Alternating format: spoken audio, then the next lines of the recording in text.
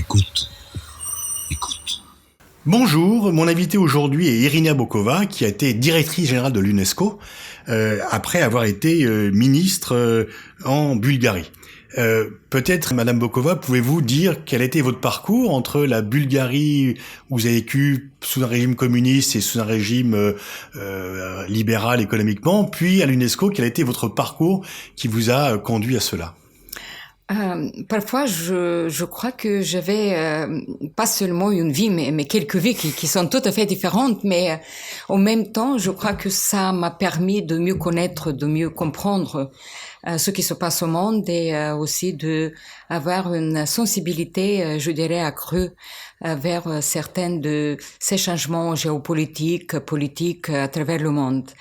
Moi, tout d'abord, je suis née dans une petite ville en Bulgarie. Moi, je suis née à Sofia, mais ma famille provient d'une petite ville qui est très, je dirais, de point de vue religieux et culturel, très diversifiée. C'est une ville avec une partie musulmane, chrétienne, et après, je dirais que la Bulgarie, qui est la croisée des différentes cultures à travers les siècles, a cette sensibilité vers la différence culturelle, vers le respect, et ça m'a beaucoup permis aussi de m'encourager, de travailler en tant que diplomate.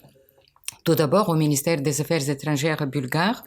Après, dans la politique bulgare, j'ai été 2 fois membre du Parlement bulgare lors de la adoption de la nouvelle constitution bulgare après le changement, et de travailler pour l'adhésion de la Bulgarie à l'Union européenne. Et j'en suis très fière parce que vous avez joué un rôle majeur dans l'adhésion de la Bulgarie en 2007 à l'Union européenne. Je crois que oui. C'est ce que l'on dit en tous les cas. Voilà. Moi, j'ai été très enthousiaste dès le début. J'ai beaucoup travaillé. J'ai commencé les relations structurées entre la Bulgarie et l'Union européenne après la soumission de. On a soumis aussi la candidature de la Bulgarie à 97.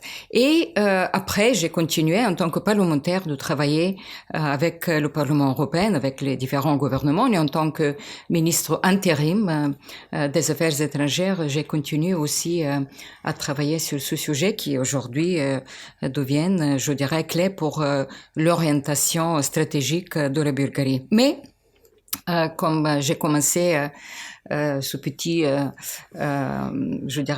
mémoire, j'ai été toujours très fascinée par le multilatéralisme. Je trouve, dès le début de ma carrière, en tant que diplomate, j'ai travaillé dans le département des Nations Unies à l'époque, et j'ai considéré à l'époque, et je continue à considérer que le multilatéralisme aujourd'hui, même je suis plus convaincue, est clé pour la paix, pour le développement, pour le futur de toute l'humanité, avec les défis qu'on confronte aujourd'hui. Et comment s'est passée votre accession à ce poste extrêmement important et prestigieux de directrice générale de l'UNESCO ? Ah, mais vous n'attendez pas que je vous donne tous les secrets d'une campagne électorale. mais J'ai été la première femme à occuper ce poste. Oui, c'est vrai. J'ai été la première femme, mais aussi la première personnalité de l'Europe de l'Est. Je trouve ça aussi est importante parce que dans le multilatéralisme, il faut avoir toute l'expérience des différentes parties du monde. Alors, moi, j'ai été déléguée permanente, ambassadrice auprès de l'UNESCO aussi, et vous savez, avec de telles élections, il faut préparer une vision pour le futur de l'organisation, les soi-disant 2000 mots. Et j'ai écrit ces 2000 mots, les miennes, qui étaient sous le titre Le monde au XXIe siècle, un nouvel humanisme donné par l'UNESCO. Et je trouve que cette idée d'avoir un humanisme renouvelé aujourd'hui, avec les défis qui se passent au monde, le sous-développement, le développement durable, le climat, la protection de la biodiversité, le lien entre l'homme et la biosphère, je dirais, le climat et tout ce qui se passe là, est clé pour pour l'humanité, pour que nous puissions pas seulement survivre, mais avoir aussi un lien très étroit. Et de l'autre côté, bien évidemment, c'est la diversité culturelle et la grande question, comment vivre ensemble. Et j'imagine que cette vision pour l'UNESCO et cette vision que j'avais proposée aux pays membres, au Conseil exécutif, la conférence générale, a pu convaincre les pays membres que moi, voilà, j'ai cette vision et je peux guider l'organisation. Alors, 12 ans après l'adhésion de la Bulgarie à l'Union européenne, dont vous avez été la cheville ouvrière, quel bilan vous tirez à la fois pour votre pays, la Bulgarie, et pour l'Union européenne? Est-ce que vous pensez que le bilan est satisfaisant? Est-ce qu'il y a des problèmes à régler? Quel bilan faites-vous de l'adhésion de la Bulgarie à l'Union européenne depuis 12 ans? Vous savez, la réponse simple, je dirais, que le bilan est très positif. Mais en même temps, il faut pas dire que tout est idéal, qu'il n'y a pas de problème ou qu'il n'y a pas de challenge. Je crois que aujourd'hui, tout ce qu'il nous faut, à nous tous, je dirais, tous les Européens, c'est d'avoir une réflexion très franche, très sincère, de voir quelles sont les avancées, les acquis positifs qui sont majoritairement, à mon avis, parce que c'est un projet plutôt politique et j'ai toujours considéré ce projet, l'adhésion de la Bulgarie, comme un projet plutôt politique et après, bien sûr, économique. Mais je trouve que aujourd'hui, les challenges pour la Bulgarie, c'est plutôt de voir quelle est la place de la Bulgarie dans le sens économique, quel est l'atout de la Bulgarie, quelles sont, je dirais, quelle est la contribution de la Bulgarie pour l'Europe du Sud-Est, les Balkans, parce que c'est une région qui toujours subit des défis après les guerres en ex-Yougoslavie, avec tout ce qui se passe au Moyen-Orient. Et je trouve que c'est plutôt là que sont les problèmes, les questions qu'il faut discuter aujourd'hui pour les Bulgares. Je vois que la présidence de la Bulgarie, pour la première fois l'année passée, en tant que présidente du Conseil européen, était plutôt positive parce qu'on a attiré l'attention vers les Balkans, vers l'Europe du Sud-Est, et on a essayé de mettre en valeur toutes les régions pour la paix tout d'abord, pour un projet politique et après bien évidemment pour l'économie et pour l'intégration européenne. Est-ce que l'adhésion de la Bulgarie à l'Union européenne a créé un boom économique en Bulgarie? Non, je dirais pas que c'était un boom économique de toute façon, parce que la transition d'une économie planifiée, d'une économie qui était tout à fait orientée vers un autre marché, était très difficile. Il n'y avait pas de manuel de voir comment on fait cette transition. Maintenant, l'économie de la Bulgarie remonte. Il y a une stabilité, je dirais macroéconomique, mais on n'a pas trouvé la formule vraiment de avoir une économie qui est économie d'une innovation, de nouvelles, je dirais, possibilités technologiques et tout ça. Et je trouve que le plus grand challenge, c'est la démographie.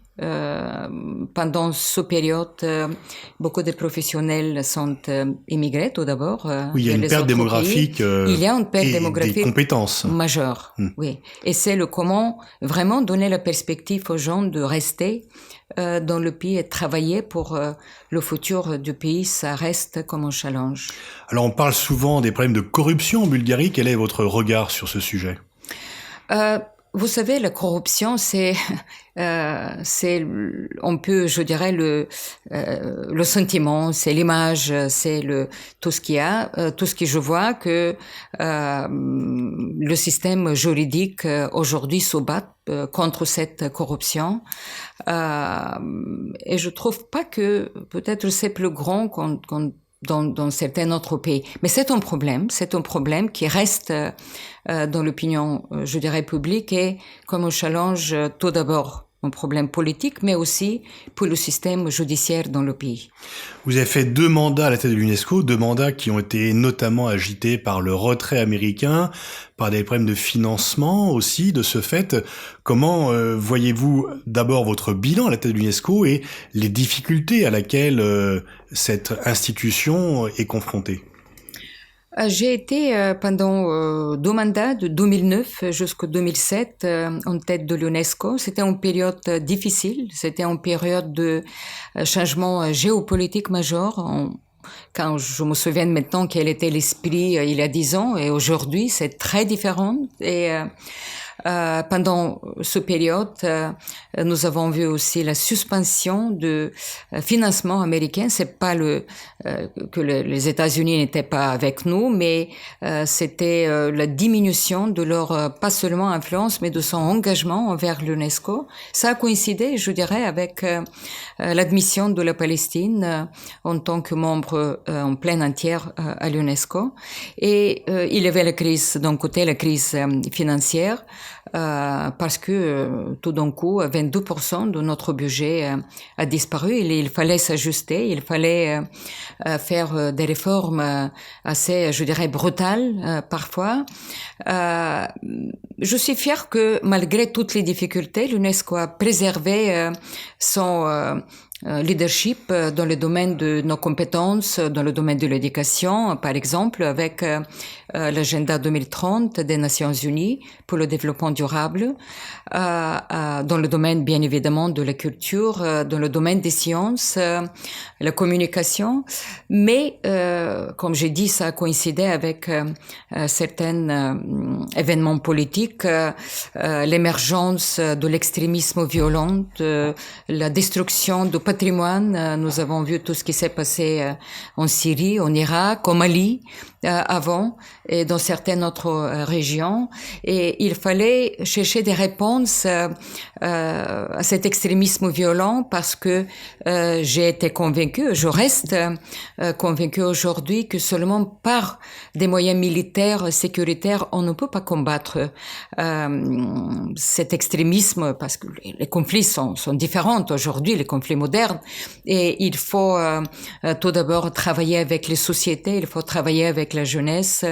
J'ai lancé pour la première fois le projet, cette idée de combattre l'extrémisme violent à travers l'éducation. J'ai convoqué la première réunion des ministres de l'éducation globale sur ce sujet et aussi la protection du patrimoine dans le domaine des conflits, la culture et le lien avec les questions sécuritaires, la paix, l'humanitaire a été très important.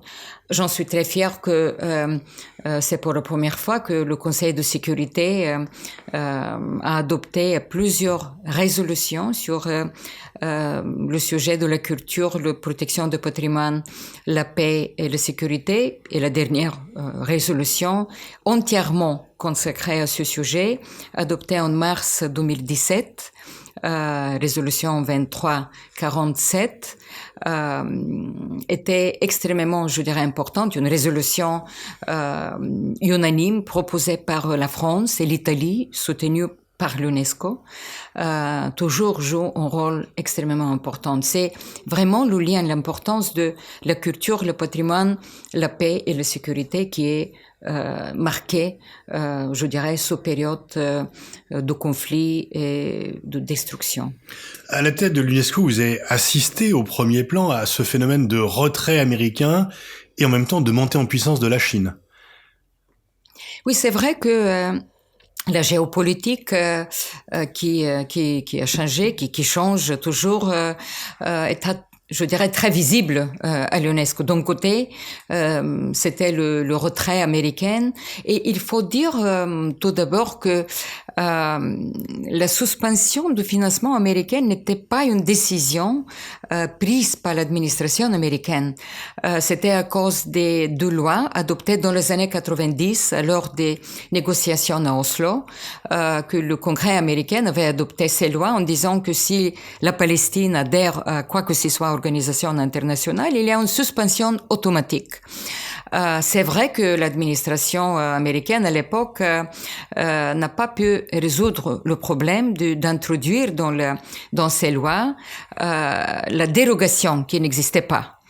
Et c'est dommage parce que je trouve que si c'était le cas aujourd'hui, ça aurait été plus difficile pour les États-Unis de se retirer. Oui, surtout il faut rappeler que les États-Unis qui s'étaient déjà retirés de l'UNESCO sont revenus sous Reagan, sont revenus dans l'UNESCO au moment où George Bush était président. Donc, c'était aussi un retour des États-Unis qui a été finalement arrêté. Oui, tout à fait, parce que vous avez raison qu'en 2003, quand l'administration Bush, George Bush, avait décidé de revenir vers l'UNESCO, et j'ai eu la possibilité de le voir, le président Bush, en 2010, et j'ai discuté cette question. Je lui ai demandé, mais comment vous avez décidé de revenir vers l'UNESCO? Quel était dans votre esprit et pourquoi? Quelle était la raison principale?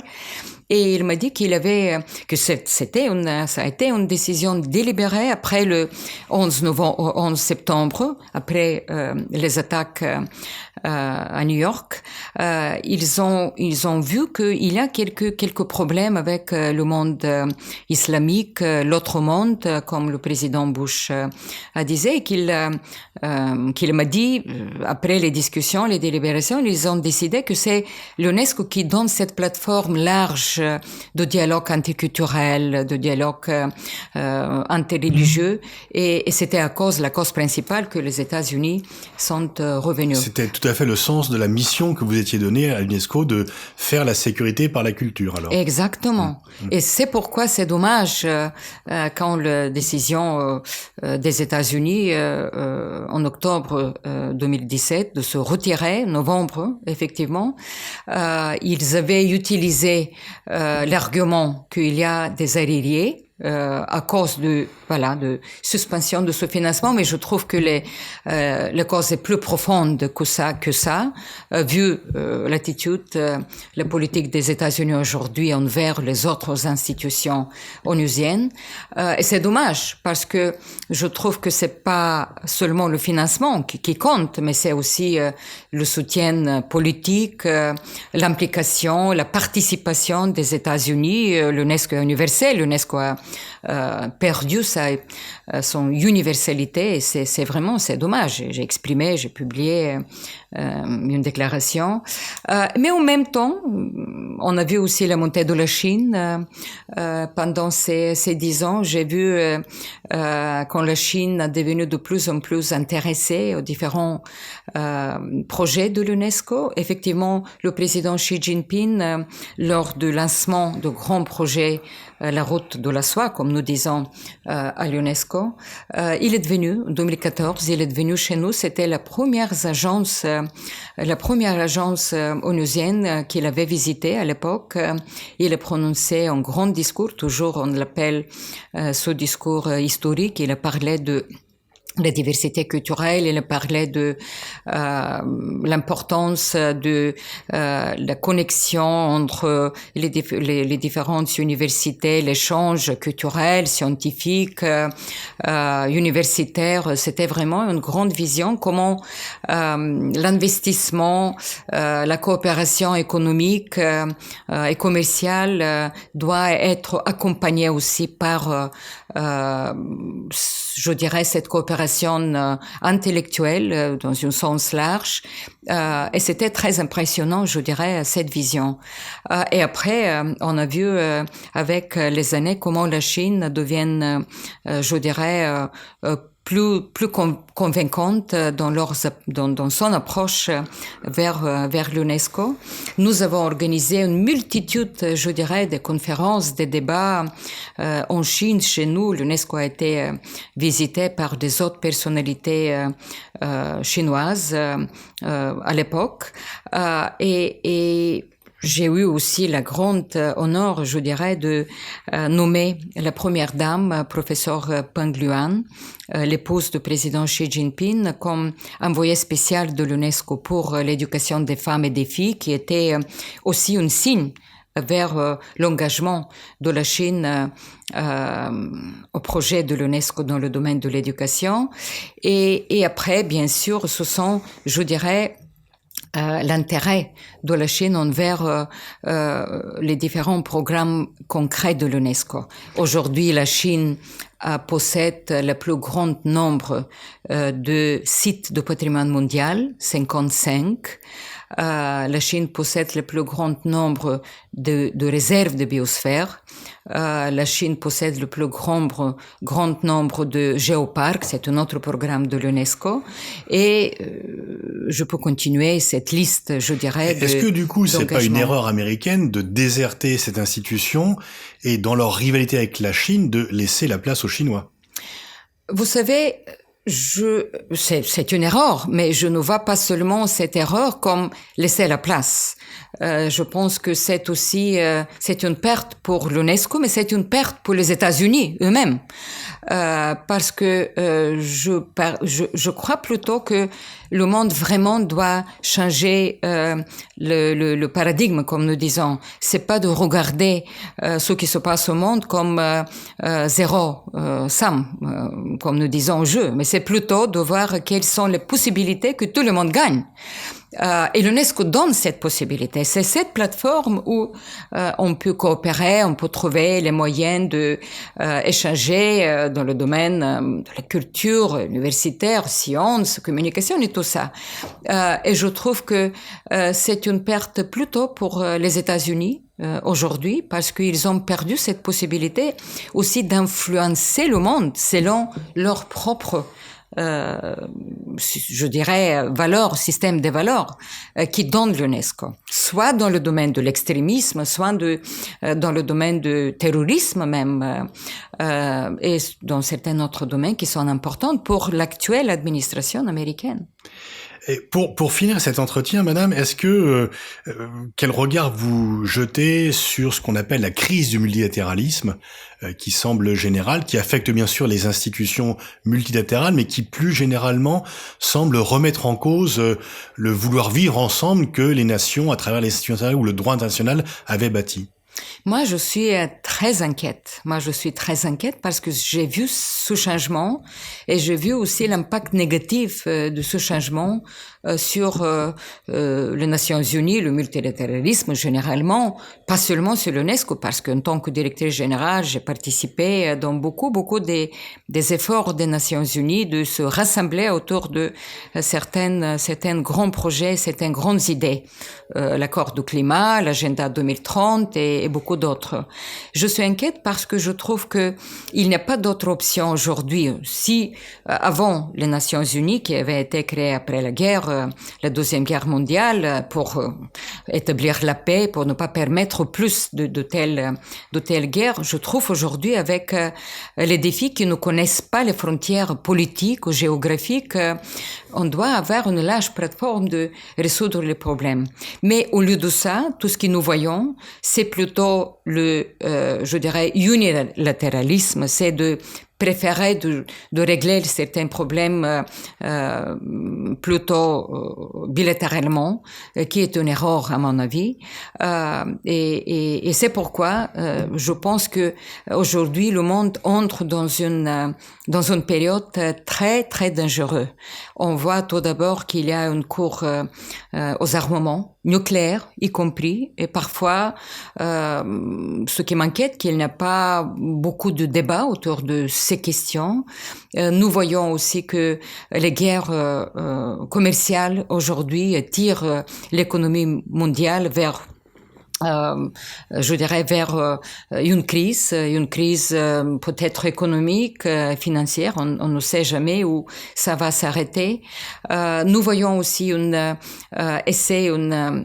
tentative de encore une fois distribuer le monde vers les sphères d'intérêt, qui à mon avis aussi est une grave erreur, parce que la mondialisation, les nouvelles technologies doivent nous permettre de avoir une globalisation globalisation qui travaille pour la majorité, pour tout le monde. Et c'est pourquoi je trouve que je dirais l'élimination de l'extrême pauvreté, l'éducation, la santé, les acquis dans ces domaines-là ont été possibles grâce en différentes approches au multilatéralisme. Moi, je suis inquiète, bien évidemment, aussi pour l'érosion de les droits des femmes, aussi à cause de cette, je dirais, approche vers le multilatéralisme. Il a des reculs. Il a des reculs dans beaucoup de domaines et ça m'inquiète énormément. Merci Madame Bokova pour cet entretien. Merci à vous aussi.